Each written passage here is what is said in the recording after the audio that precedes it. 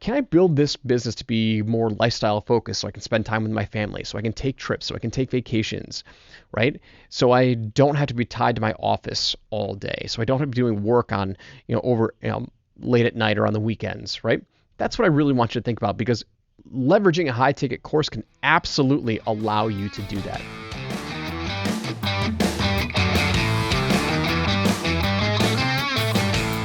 Hey, what's going on? It's Joel Irwin. Welcome to another very special episode of Sold with Webinars, the High Ticket Courses Book Preview Edition, and we are on part 10 here today. If you haven't grabbed your copy of High Ticket Courses, head over to book.highticketcourses.com. Grab yourself a copy. I promise you, you will love it. Today, we're going to be talking about how to scale your high-ticket course business. And if you've been around my world any length of time, you hear me talk about this idea of semi-retirement. And it's this idea of how I've designed a 4-hour per week, or a 4-hour workday, working 4 days per week. I've taken Fridays off since probably 2 or 3 years ago. And it is a very simplistic way to design your life. And a lot of people catch on to that. And a lot of people really resonate with that idea of semi-retirement, which is totally possible when you set up a system, set up a lifestyle like this.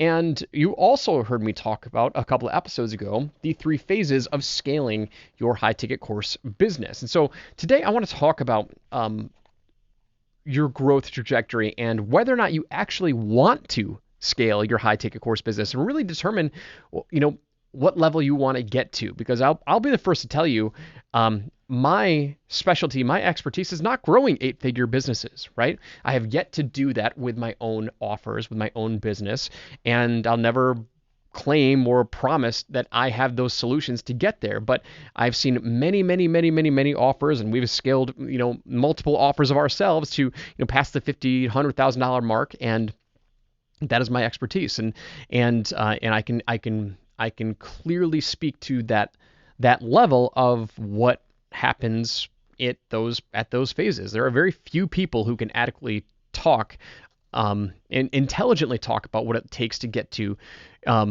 past, let's say, $250,000 per month. And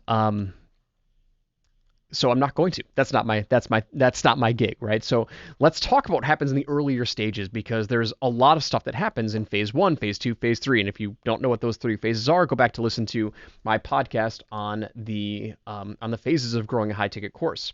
And so the mistake that I made back in 2017, I was actually in Las Vegas attending an event with my client, a joint venture partner event with my client, Selena Sue.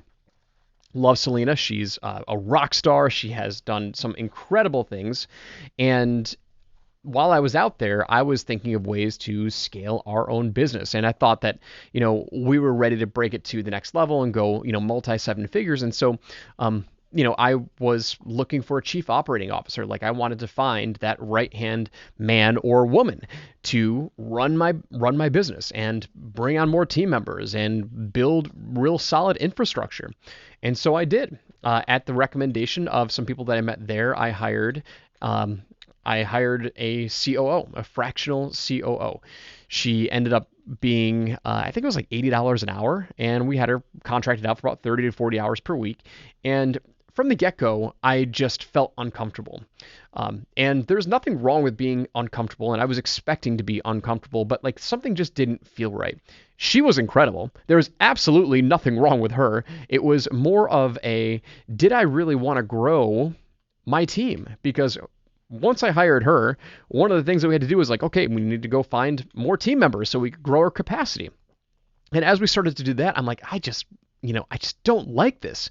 I don't like being that manager. I don't like being in that role of adding more team members. And so I want you to really think about like what it is that you want, because we spent 3 months together, and at the end I called it off and I said, hey, listen, this is nothing that you did wrong. It's just, this isn't the direction that I wanted to head. I just, that's fine. I kind of saw it was coming anyway. And we parted ways, no harm, no foul. But it was 3 months that I'll never get back. It was a great learning experience, but I know now that I don't want to grow a large team. That is not my expertise. That is not my, that is not where I operate from an efficiency standpoint. And so with this model, you have the capability of being able to design whatever lifestyle that you want. Because at the end of that engagement of working with that COO, that is when I kind of like let a lot of things go. I cut a lot of fat out of the business and I simplified it. And what came from that was the semi-retired lifestyle of 4x4 work week. And it's been amazing. That first week that I set up that 4x4 work week, I remember I was talking to my wife in the office and I said, hey, you know what? Let's just take this Friday off. Like, I don't need to be in the office. Like, let's take this Friday off. And what if I took every Friday off?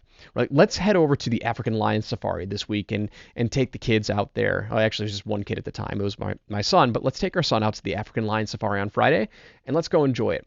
And I'll never forget it. It was one of my favorite memories. And it was kind of like that milestone. That was the start of the 4x4 work week and that start of living that semi-retired lifestyle. What I also designed was, really most of my days, I don't really start working until, about 11 o'clock in the morning. I usually spend the first couple hours each morning when I come into the office doing some personal development work, whether I'm rucking, whether I'm walking, whatever it is. And then I'll go to the gym between the hours of 4 and 5 o'clock and, take a break, right? It's not always 4 hours a week, or it's not always 4 hours a day of working, right? It fluctuates, but that's the structure of what I've set up. If there's other projects that I need to work on, it's going to require more time. Of course, I'm going to work more hours, but I've not worked a Friday in a very, very long time. And so the main questions that you have to ask yourself, if this is something that you want to build, is you have to really understand what is your goal with your high ticket course, right? What do I really want my business to provide for me, right? Is it going to be a cash cow? Do you want to just get as much money as you possibly can? Okay, well then, once you get to phase 3, you're probably going to be somebody who needs to grow a team, and that's totally fine. Just know that that's what is going to be expected if you want to be making 100 grand, 200 grand, 300 grand, 400 grand a month. There's nothing wrong with it, but just know that's what's going to be expected, right? How do you feel about team building, right? If you had to manage 10 contractors or employees, would you be happy? The answer for me is no, okay? And that's what I had to learn back when I went through that exercise. If you had to manage 2 to 3 contractors, would you be happier? And the answer for me there was yes, okay?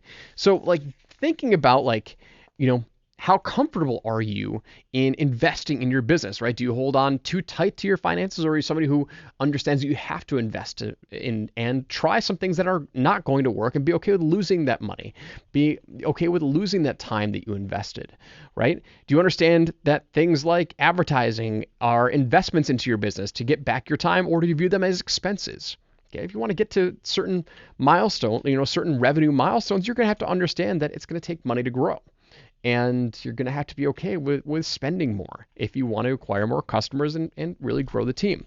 And so the whole idea here is to start to set up what your business is meant to be, rather than just heading down this blind path. I want to grow this as big as possible, which is where my mindset was when I first grew. Think about it in a different sense, in a different standpoint of, can I build this business to be more lifestyle focused so I can spend time with my family, so I can take trips, so I can take vacations, right? So I don't have to be tied to my office all day. So I don't have to be doing work on, over late at night or on the weekends, right? That's what I really want you to think about, because leveraging a high ticket course can absolutely allow you to do that. I want you to really think about that, figure out what your goals are, and that's the whole purpose of what this episode is focused around. Make sense?